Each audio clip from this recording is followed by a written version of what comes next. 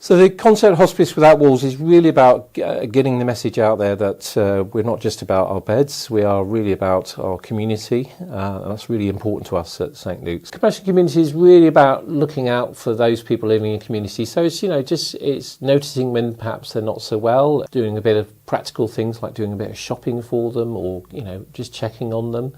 And obviously then if they're less well, maybe raising the alarm with services. So it's those kind of things. So it's not necessarily about hands-on care.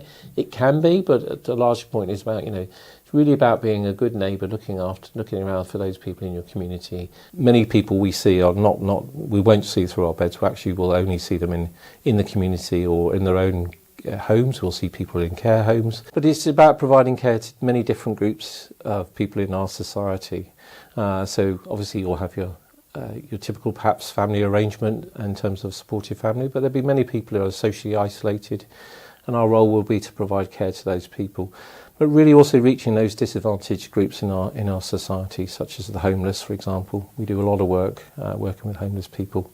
Within Plymouth there is approximately, I guess, around 250 bed spaces, but that is decreasing, and our hostel caters for 48 of that number. So unfortunately we've had some deaths within the hostel, and within that there has been a question around where would some of these people have died. So potentially they may have died in hospital or potentially died on the street. And I think the work that we've done with St Luke's has been exploring where someone might like to end their days. And some of those people had said that they would have liked to the place that they called home, which happens to be in a hostel. So that led on to the formation of me as the key worker, going to do clinics on a monthly basis, both at the George and also down at Shekinah, and start to build up relationships with them, and start to interact, and if necessary have those discussions if it was felt to be appropriate, to do with end of life and what their wants and wishes were, what their awareness was. We have also supported on a number of occasions people who've actually been into the George and died here, so we've helped to support their end of life care directly. Well, a lot of homeless people don't have a fixed abode, so they don't have one address, so they often move around.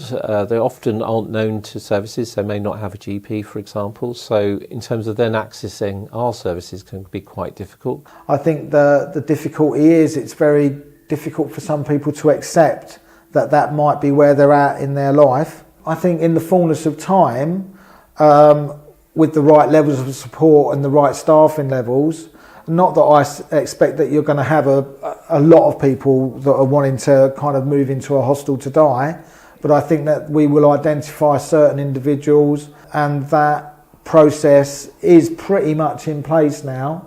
So we know that if someone comes into the hostel or is in the hostel that's in that situation, we understand the process because of the work that we've done with St Luke's and the training that we've done with St Luke's.